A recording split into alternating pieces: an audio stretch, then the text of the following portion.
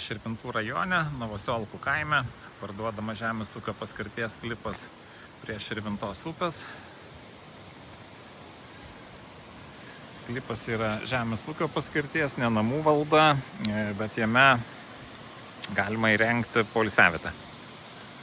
Tai tokia gal ir visai įdomi vieta, kokiom baidarėm plauk, nes Širvinta plaukia baidarės.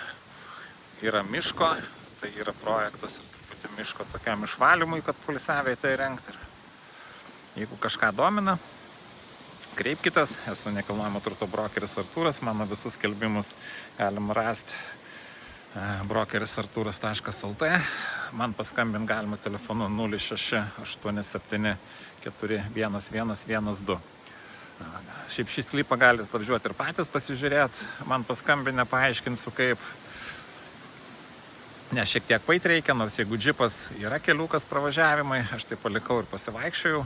Taip pat man galite skambinti, jeigu norit savo parduoti, ten butą, sodybą ar sklypą, mielai padėsiu. Iki.